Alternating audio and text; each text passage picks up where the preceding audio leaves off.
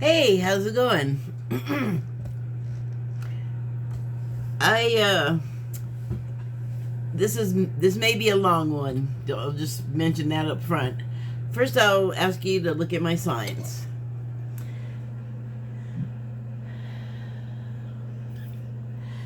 So, I was doing my usual thing and looking at videos, and I've had an interest in a number of things, but Sundays is usually when I pay attention to like religious and spiritual stuff. And I had bought this new light, and it's not for this, and so the one I have I think is dying.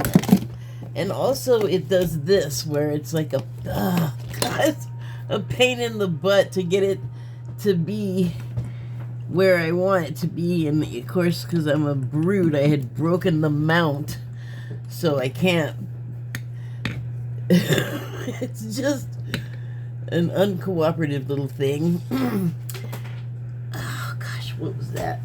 Oh, a card. Hold on. Sorry about this.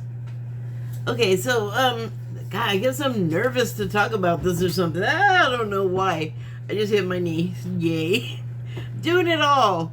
Okay, so anyway, bought the light, and I left it on all night, and this is what I'm getting from oh, I guess it's not completely useless, but it's not doing much to dispel the darkness here, so another time. I used it last time I did a video. Anyway, so on Sunday, I seem to be steered by the algorithm, I guess, but this is weird, to the story of Adam and Eve. And so after I watched some Adam and Eve stuff, it had gotten me thinking about the story that, well, I was raised Catholic, so that means it's everywhere anyway, like Catholic Christianity, but like when you're raised in it, it means the people raising you were also raised in it. So anyway, even if they're not practicing, they're like real sticklers for it.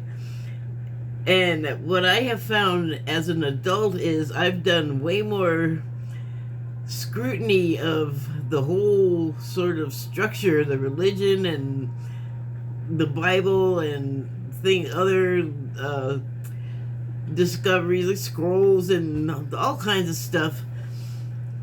I'm not like a professional at it, but I've spent a lot of time just sort of, well, that's interesting, and looking at it, because I was always kind of a skeptic. Even like as a child, I was only actually in the school for, what was it, like preschool, kindergarten, first through third. But then my family, and I spent a lot of time with like cousins that were, they're a couple of years older, so they went all the way to university. One of them in Catholic school, and the other went all the way through high school. So it's like there's a whole framework and things, and an understanding of, well, it's programming. Like, you're supposed to believe it this way, and there's no other things are acceptable to introduce. It's not atypical to, like changes that are that old and set in stone, like literally in some cases. Changes, we don't like to do changes, we peoples. I'm still having to make adjustments here, so I'm not happy with. Okay. There, that's better. I'm getting the light I wanted anyway. So, watching the videos, it something got me thinking. It was actually not a historical video, but they were talking about this stuff. So what this person said in their video, really, like, I had to turn it off so I could write down what came to mind. So anyway, I'm just going to read those notes. I'm just trying to do a sequence of events here. So here are the notes. Adam and Eve broke the lease agreement. They were new to the area. They were new to all areas. And first-time tenants. I'm going to interrupt myself here because I may forget later, but evidently Adam was not a first-time tenant. But that's the way the story is told. Anyway, so they were new to everything. But wait, hold on. What does that mean?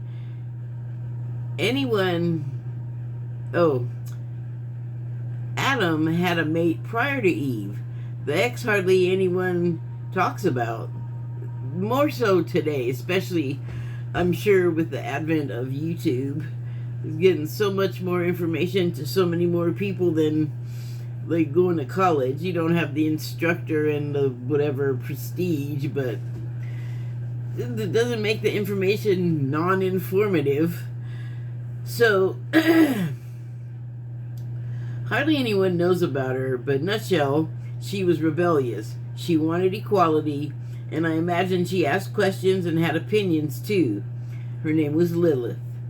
No one around but Adam, Eve, and the snake in the story of Adam and Eve. Now, this is a new paragraph. I can see it, but you can't. That sounded like I just ran everything together, so punctuation. No one around but Adam, Eve, and the snake, right? Oh, and God. So,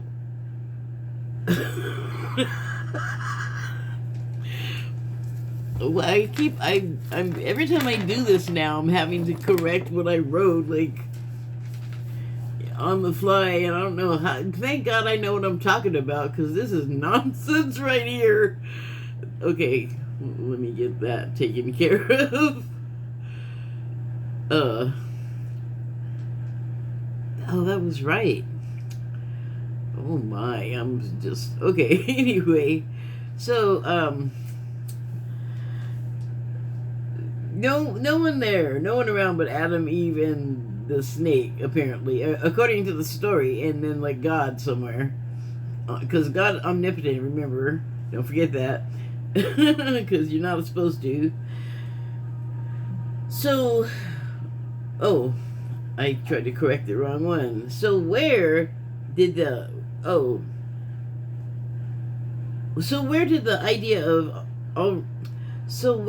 idea already of misogyny exist? Right? Like, if it was just the three of them, how did that whole structure and decision come down? Like, well, the woman is subordinate and everyone just knows it? Hold on. Okay, that snake is referred to as a male. God, Adam, and the snake in all kinds of agreement and collusion on the matter of female subordination? Really? What the hell, man?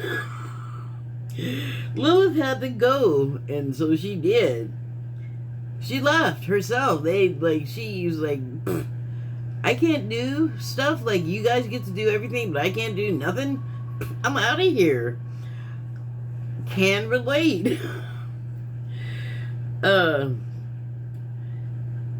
So she exited out of the story and mind.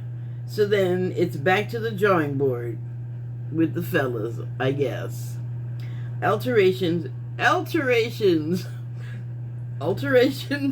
to the feminine template.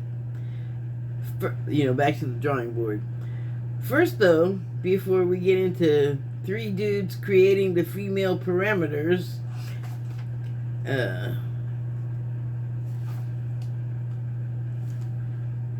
I think I kind of trailed off there, but do you get the tone of what I was getting at there?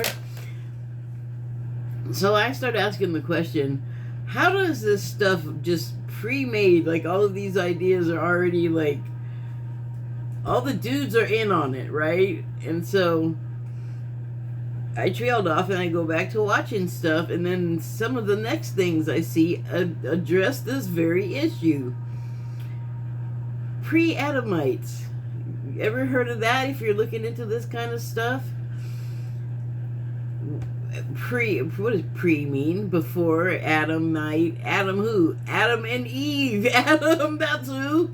So we just have been instructed to read it wrong, the Bible, that story, and we just are like, okay, we didn't, like, a lot of us hadn't questioned it, although I did. I was like, why does she have to be like the servant? Like, I always felt like Eve was like infantilized, you know, her value was unknown because she didn't get to do anything, and that was something I kind of grew up seeing as a child of boomers in the boomer era, which that's not where that began. I would say it began in the pre-Adamite era that I'm trying to talk about here. So that was interesting, and you know, the first mate before Eve that I mentioned that took off, Lilith. Here's the story of Lilith, okay? Lilith didn't want to behave, so Lilith said, I'm out of here. And then the story says that she like went off into the desert and became the demon mother because she gave birth, and apparently she was out there by herself. Man, the Bible loves these supernatural, like, fatherless births. Like, nobody present, invisible ghost dad. But yeah, she's out there in the desert and giving birth because, you know, phones, I guess, video calls. How the hell do people know? I mean, I know, like, how people knew if they didn't have electronics, stuff got delivered, you know, word of mouth, or delivered, someone had to travel, like, by foot or on a horse or something. So anyway, communication's real slow, I would imagine, because that's what we're told. Although, is it the truth of what happened? Because here, even in the Bible, it even, like, you get, it kind of points to pre-Adamites. It points to there being both a nothingness before the beginning in Genesis, and then also something else. So what? It's like very confusing. And that's the Leviathan and the Tiamat and God, what's the other god's name? But Tiamat, I think, was like salt water, which this was what was on the earth in the nothingness before God came along. Are you hearing me? God says it was one thing, but also this other thing was going on. Like, that's in the Bible. And the Tiamat is salt water, and then the other god, whose name I can't remember, is fresh water. And between the two of them, they're like the components for building life. But it took, I think, the spark of divinity to come along, and which leads me to another thing that I have come across a number of times, and I just really didn't even investigate it, because I'll tell you the truth, the word demiurge is very, for some reason, disturbs me on the inside, and I'm like, why? It's just a word. What is the problem? Like, I literally didn't even try to figure out what it was about until recently. And so, actually, I didn't even try it. It was just told to me, as I'm going to explain. I was watching a video, and this subject came up of, actually, it wasn't just yesterday. It's come up before, but because I hadn't defined demiurge, I didn't comprehend all of what I was seeing, because I've been seeing that word and stories related to it for a long time. But I guess all of the little pennies needed to drop into the right places for me to get it. So the demiurge, according to the Gnostics, is God, but it's like a minor god. It's a demigod, and it doesn't realize this. It thinks it's omnipotent and it's all encompassing, and it is strong and powerful, and it's the creator god. But it's not the God of all gods. It's not the ultimate creator being, and it doesn't know it. And it's also arrogant and well, yeah, that's like not a great one. Arrogant and vengeful, we know that in the Bible.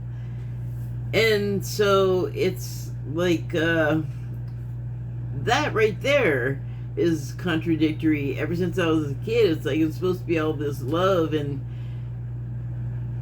this stuff is like before, way before Jesus would have come along. But that is, I mean, Jesus was just a representative to come along and spread the word and remind everybody what the word was. But the idea was always supposed to be the God that loves you and you're the God's child and all this. But then all this violence and ugliness comes in, and hello, the hand of men. I've said that for a while, because no story can get handed down that long and not get seriously massaged. In history, we now know, points to how and why what resulted from the massaging, what impelled the what impelled the massaging. I just saw one of my shows is gonna come on. So anyway,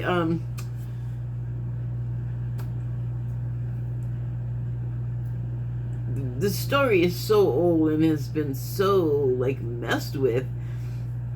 You first gotta understand that, like, you can't just be all, I think a lot of people think and never find out that it's not true that God wrote it. No, Jesus didn't write it either. In fact, even like the disciples in that, all of that was composed way before the Bible was compiled. This is what I've learned historically. So anyway, there is like another something going on that doesn't get talked about. And that's that's weird, man. But in this new YouTube metaphysical age, like all of the other stuff, the godlings and this one created this and this one created that, mythology, there's like a kernel of truth in every one of those things. And the Bible part that says you will worship only me, and especially the stories about the angels, I forget which ones, but the first things that you'll read about them, because I just sort of looked into them recently to do this kind of thing, and seraphim? I think they're seraphim, and they're like the worshiping God chorus. Like, they're just all like, have you heard the good news? God is great. I mean, just like a frolic, a frenzy of like crazy worship of God. And I've always heard that and thought, why does God need that? God is omnipotent, all powerful. The hell does he need cheerleaders for?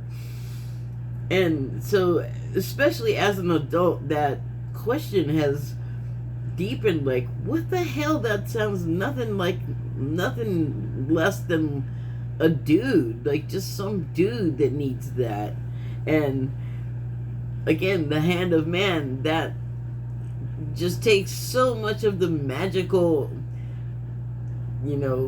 supernatural out of it for me, because men's motives are bad, or man, like in general, like it all turns into something transactional, and then sneaking around and everybody's hiding a lie, and but but everybody else has got to be pious and good, and I mean, the people are still like that today. Our prominent people, our politicians, our like religious people.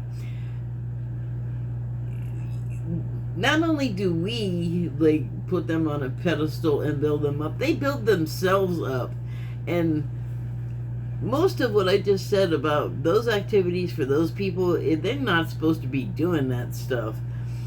You're not supposed to be out there making a profit and like scolding people for not tithing enough for you to get a Rolex or a private plane. Like, and why are you going along with it, people? You're not supposed to do that either. But the Bible is very contradictory, so what feels right? I hope I didn't get too low there, my volume, but with all of the contradictions, I'm repeating what I said when I was over there. What feels right? You really have to kind of make that decision yourself. So back to Adam and Eve and Lilith. So the problem with Lilith was that she was independent and she was a thinker. I feel that. I have seen writings that intimate that, like just recently, Sunday. But these stories are often like parables, and you're supposed to like it's a metaphor, and you're supposed to like see it in that way. And so what is the story with this one? Well, it's like when it's like the independence is the story, the breaking free of the doctrine of the thinking for yourself, to learn how to feel like, well, how does that feel to you? Does it feel good? Does it feel bad? You don't want to keep doing it if it feels bad, right? If you're doing it causes bad things to happen. Most of us don't want to continue doing that thing if it causes bad things to happen. So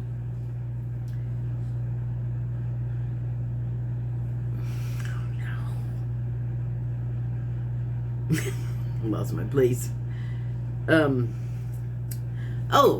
But you do want to think for yourself. So, I mean, some of us are okay accepting, surrendering to, and allowing for whatever's going to happen in surrender. In regard to what the Bible is telling you, that is specifically what I'm referring to. Because for a long time I was like, this makes no sense. How can you take this so literally? And then now that I've learned more just as an adult human being, and also like specific study of things, you can like have ultimate faith in that, and that's great. Not everyone needs or wants to get to the bottom of everything that doesn't make sense. Not everyone is a ferret, but those of us that do question and do learn new and more detail and texture to something that's that's debatable to them, me. It was hard to, like, I actually felt guilty for like, ooh, you can't think something different. And that's what you're told, like, oh, don't say God's name in vain or you're going to get struck by lightning. And that is that the loving, benevolent God? Like, ooh, come on. Your child will say, I hate you, Mom. Do you kill them? You shouldn't. Kids get to an age where they say stupid stuff to their parents. Sometimes the parents deserve it. Ooh, but you're not even supposed to say that. Like, you gotta respect the parent, and that's part of that programming. I mean, of course you should respect people, but you don't have to respect someone that's abusing you in some way. Like, you do have a human right to survive, to defend yourself. And that's kind of thought, though. Like, you gotta obey. When I was a kid, you were supposed to obey without question. You were not supposed to speak. You were only supposed to be heard. Wait, what was it? Speak when you're told to speak, or speak when you're spoken to, or speak when you're told to speak. Something that was always really hard for me to do. Wait for my turn to talk. So, and then I'm watching more and more of these things. It's like a domino effect. Different channels, different perspectives on the subject, but hecka interesting, I gotta say. And so, when I trailed off in my notes, I was like, let me pull some cards on this real quick. And so I pulled tarot cards, which I'm not great at using them the right way with the instructions, the way they're intended to be used.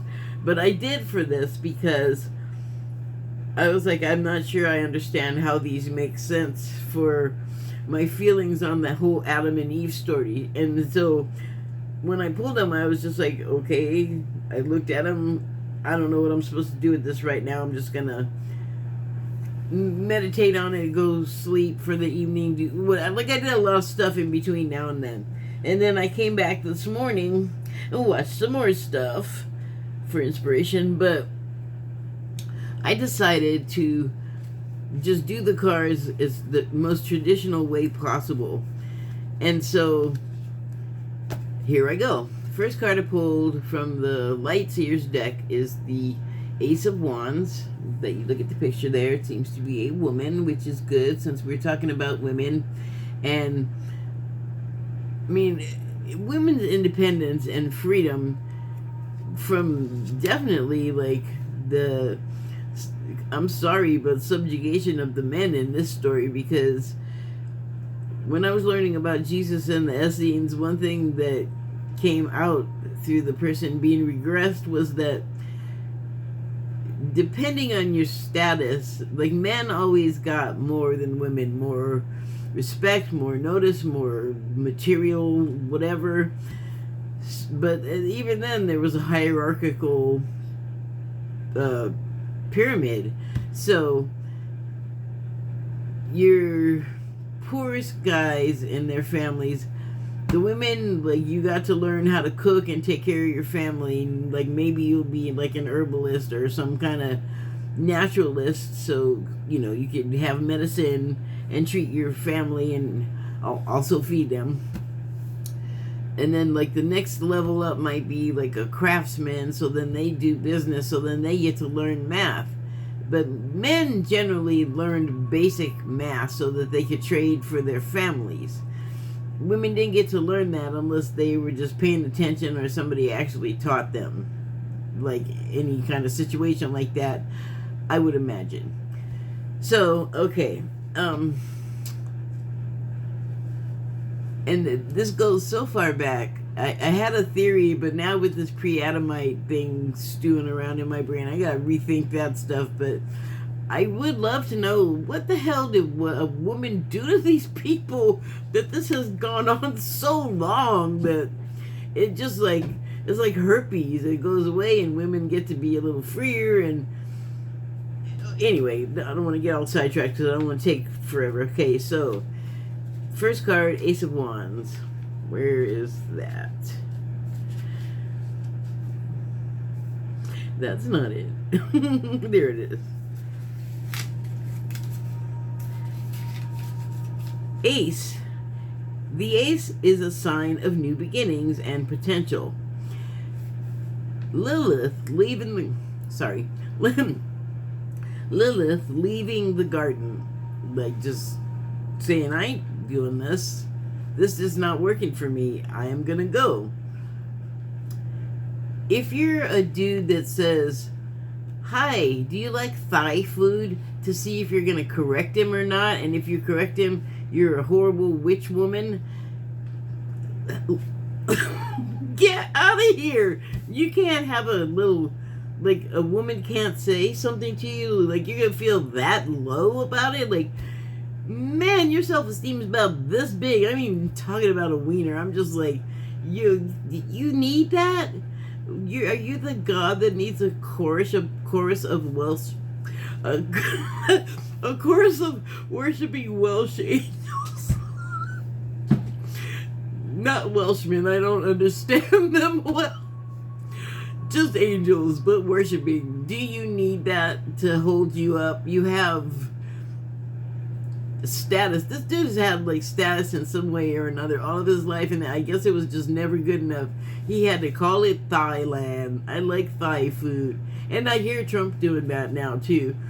It's like, dude, both of you, let's stop it. Please stop. So the ace is a sign of new beginnings and potential. I would imagine that's what Lilith got to experience. And when she went in the desert and was, giving birth to demons and becoming the demon mother, that's bad mouthing right there. That is gaslighting. I mean, I don't know how much more clear and obvious. So also long-standing tradition. I've had my fill. How about you? Next card I pulled was Six of Wands. So I wasn't, before I decided how I was going to read these, I was thinking about Lilith having left and how she was just like, yeah, I'm gone. Like, screw those guys. They were a bummer. But then I thought, like, there's always going to be someone, if you're prominent, like particularly today, if you're famous, like you could get doxxed, or you could have a stalker, or you could just have somebody that is a little bit off their nutter that disagrees with you, and they think that the way to resolve the issue is to end your breathing. Crazy. Please don't do that.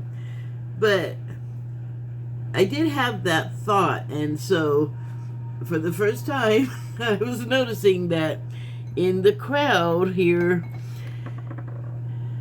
there's all these hands reaching, and that's not unusual for a concert, but look at how big. There's a hand there. It's like right here, or there it is. Look at that thing. That looks threatening to me for some reason, because the perspective is crazy. How far back is she? Or how close? But the hand is just, is it a giant? Something is wrong with that. It just made me feel disturbed for whoever this person is on any occasion this card gets pulled. The book says something less, so let's hear what the book says. This card signifies success and the public recognition of it. It urges being open to receiving praise.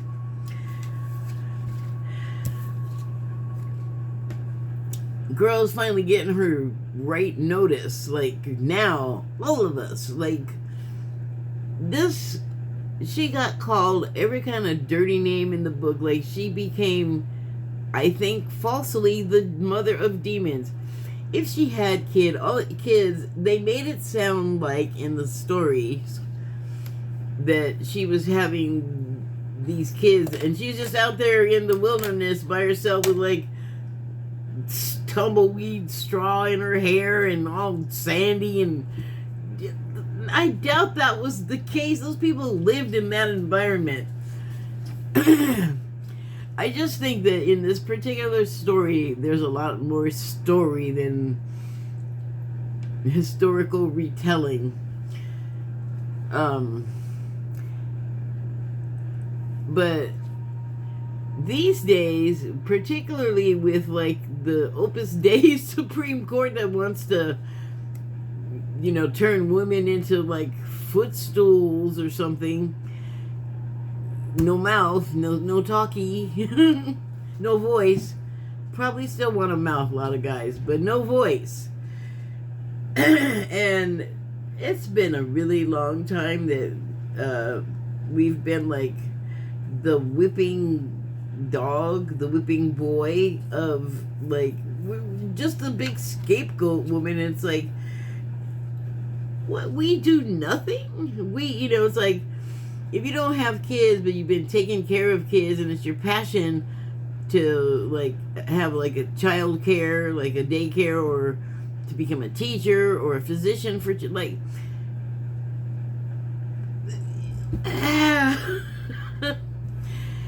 that's not nothing, okay? And then also women that do have kids and maybe for whatever reason the husband is gone. Maybe it's not something that you can cast aspersions on, like the dude is a veteran, a dead veteran, or some tragedy struck them and they didn't like go out for cigarettes and never come back. They went out for cigarettes and groceries and were on their way back and got detoured permanently for some reason. So really, you're gonna like hold that against us? Or like this one now lately is blowing my mind, getting prosecuted for having a miscarriage, jailed, imprisoned for a bodily function that you probably would have had a better chance of not happening if in the current environment the women could get decent health care,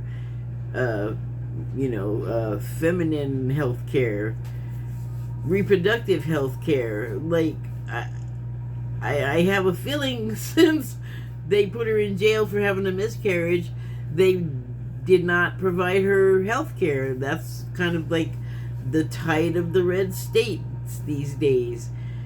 And yes, I mean that in every gross and yucky pun you could think of, because it's women and they're reproductive and it does have a menstrual cycle, and men are afraid of that. And like they in antiquity used to put the women, when they were menstruating, they had to go someplace else and hide their face and their body and live someplace else because they were unclean.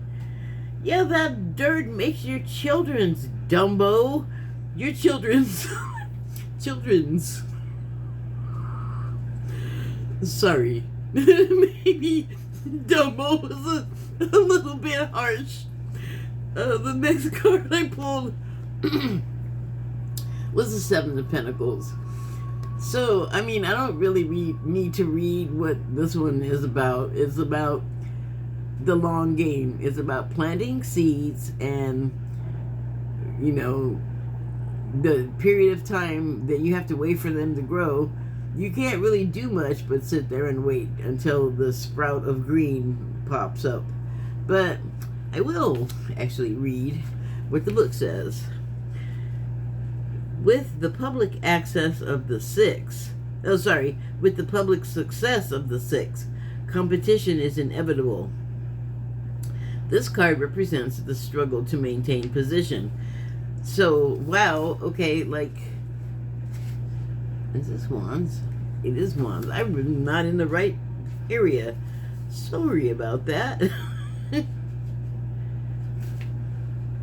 Here we go. I don't even know why I didn't notice that. Well, I'm sure there's a reason that it came out, so I guess pin that for yourself. The 7 represents planting seeds for the future. It encourages looking at long-term investments.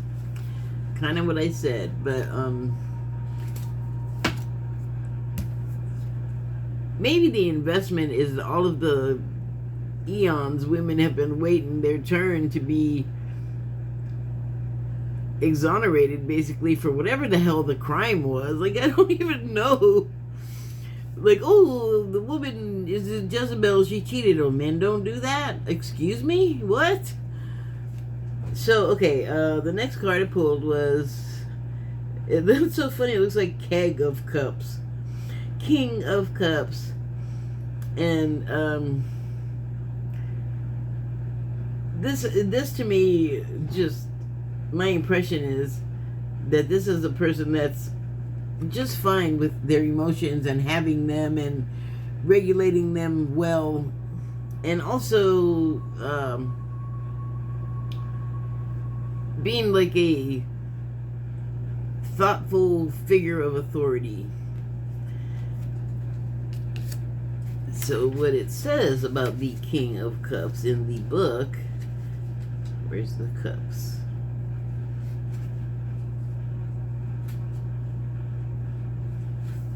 Sorry, I mean to take a long time, but you know, imagine you hear some kind of music that you like.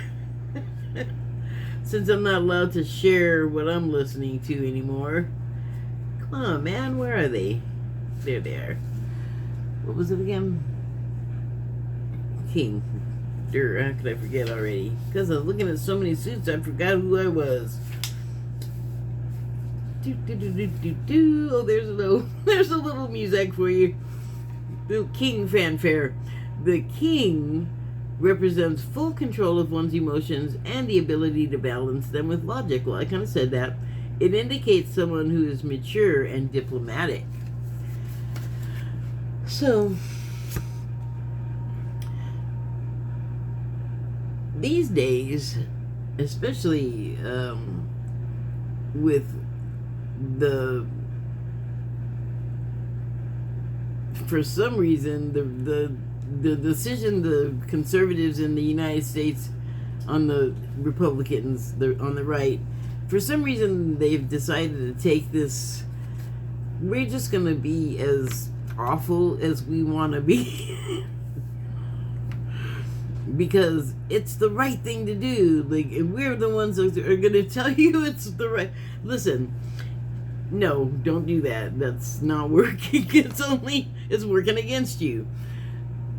Example, there is a Republican candidate for Congress or Senate or something like that in my state, and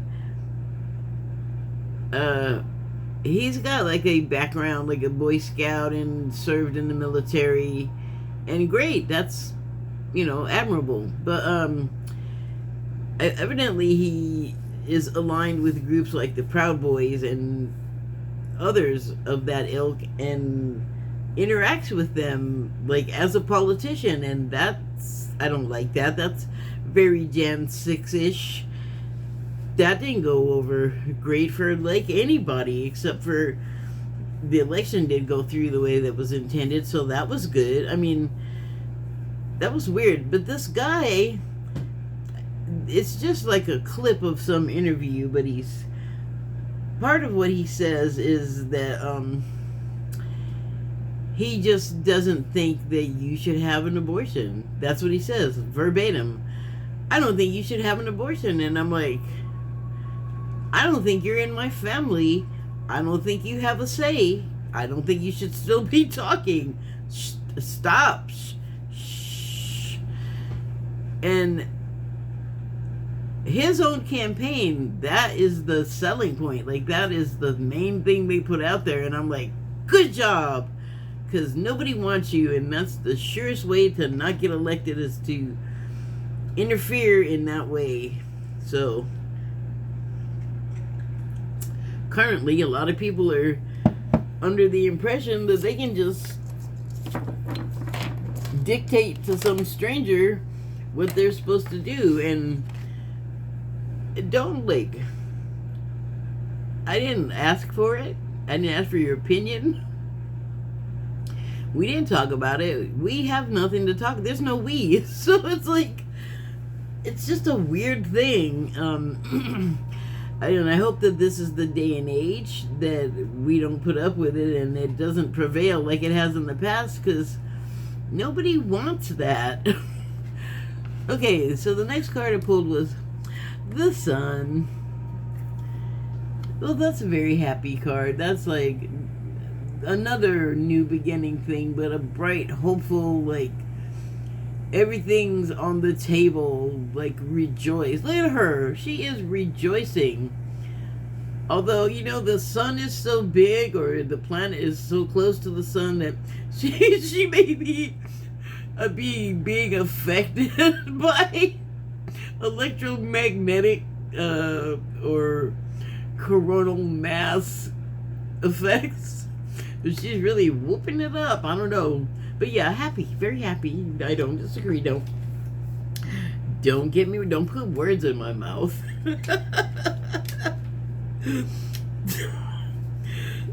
Oh, I'm doing that. Just give me a second. I'm very dry fingered right now. Okay, here we go. The Sun card is a symbol of optimism, success, and good health. It often corresponds with a successful accomplishment and the good feelings that come from it. If one is going through a difficult time, it is a sign that things are about to get better. The Sun encourages sharing your good energy with others. I don't think I can add to that really, except to say that the sun will come out tomorrow. Times seem kind of dark right now, and I've mentioned a couple of things that could make you perhaps recall what's been happening in the past 2-3 years. That should be enough to jog the memory. And it's something that we are going through. We have to go through it. We are going through it. But you know what happens when you do that?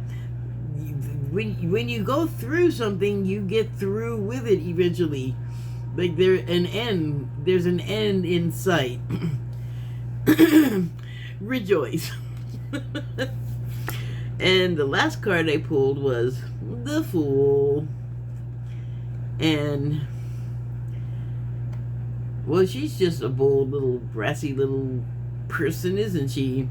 She's not even the other fool. Like on the Rider Waite, the dude's like looking forward and looking off into space, but he at least has the general direction of where he's going sort of in mind, I guess.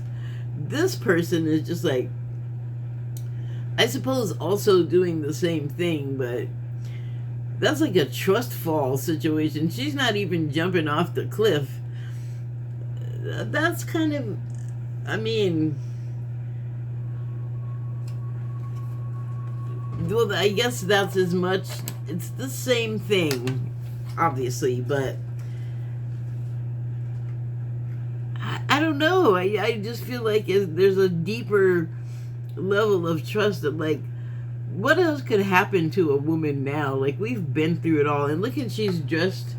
She could very well be an indigenous person. And their teachings actually can tell you as much about this sacred geometry as a mathematical person could, because it's a little bit more than something you study by rote. It's like that knowledge that maybe I don't understand the math parts of it, but I understand something in a way that is like, I can't show you how I understand it. I guess it's a feeling. Can't see those. And trust is also a feeling, and this is trusting in like major unseen forces like spirit or the one source, the creator, to however you land be the most beneficial thing for you to have happen. That's going to be something different for everybody. Like, you might have to land and be like broken up for some reason, but if you're unmarried, you may find your husband that's a marvelous surgeon who can take great care of you after he put you back together. You just never know. Or you could do a series of like unintentional flips and just somehow impossibly land on your feet perfectly fine and just go on about your day. Maybe trip and fall and find a $50 bill right in front of your face. Some kind of thing. But you trust because you know Spirit is going to take care of you. Whatever comes, you just have to trust and get through it. Lots of stories about that in the Bible. And so, yes, a confusing thing that has things that, yes, you can take to the bank, so to speak. The demiurge thing isn't that interesting. Like, there's God, but there's like another God. Did you see that big fly? Oh my God. I have like a lot of organic waste in my trash can, and I just opened it up and discovered there were fly parties happening in there. Oh, did I read the Fool? I did not read the Fool. Okay. Oops. Here. There it is. The Fool is a naive, optimistic, and carefree character. He represents the earliest stages of life, or the infancy of a new life phase. The Fool still has challenges yet to come, as indicated by the mountains in the background, so he doesn't worry about them. The Fool encourages curiosity and an open mind. There is great potential and opportunity, so the best thing to do is go with your gut. How do you feel about that? How does that make you feel? Using that gut muscle. So that's all of those cards, and I'm just about finished. I just wanted to share this card that I had pulled for myself yesterday because everybody has got to be noticing, at least people that are into the metaphysical stuff, you gotta notice that the energies are like crazy. And by energies, I mean solar stuff, space stuff. I don't know. There's just a lot. I have linked a guy that reports on these things, and Stephen, I don't know, Stephen Banks. I'll try to remember to link his name in something. I've done it before, like 2 videos ago, but heck, I'll just do it again. So, I guess, alright, so there's a lot going on. It's making us feel weird, it's making us act weird. The election is making us act weird like everybody. Everyone has heightened emotions, you know, like, I would say things might feel a little blown up and out of control. And what I am doing, and I was going to say my advice would be, but I'm just going to tell you what I've been doing and take it or leave it. Because you can do anything you want that makes you feel better. I guess my suggestion is do what you got to do to feel better. So this card I pulled, so like what does this feeling, what do the angels have to say about this feeling of sort of internal excitement and chaos? Personally, and it comes and goes. There's waves. Like sometimes I'm like mellow yellow, and sometimes I'm like on fire inside and trying to just turn everything down to a low roar if possible. So this is the card I pulled. 8888888. Personal power, material and spiritual abundance, wealth, resources. That's not really the point here. All that is good and pleasant in your life will multiply. Angels are sending the number to reassure you of the prosperity and well-being ahead.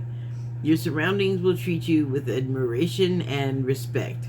Use it for the greater good. So that's all good, and it's great advice. It's always good advice. What I kind of fixated on when I pulled this was the power portion, the eights, that in like the regular tarot, the traditional tarot, the number 8 card is the courage card. And here, I'll just demonstrate what I'm talking about.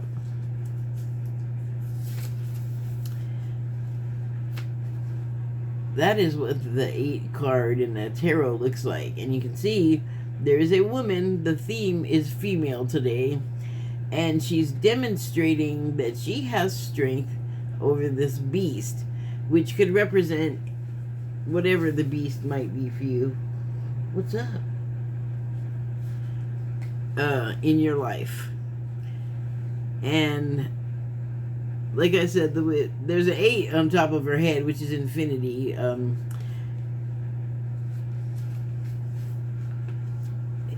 Since I can't get my thought out, let me read this. The strength card shows a woman subduing a savage lion. Strength obviously represents strength, but a calm, patient, and efficient strength. The female energy. That was my insertion. It indicates a proper use of power, compassion, and persuasion to achieve one's goals. The strength card is counter to the chariot in that power of individual is subtle. So instead of raging and rushing ahead, perhaps without thought, this is a power that's come by through less aggressive means, I guess. Definitely with less of a rush. It represents, the strength card is counter to the chariot in that power of individual is subtle. It represents quietly influencing others to accomplish one's goals rather than outwardly tackling the challenges.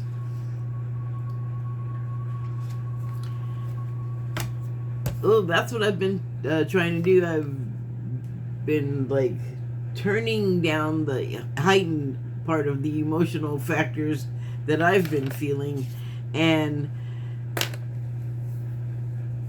it really like just trying to stay neutral on everything. Like I had a thing happen where I have had emotions, but anger was not one that I had. I didn't want that to come into it. It's non-productive, but I also didn't want to feel too sad about it, because I have said this before in reference to other people.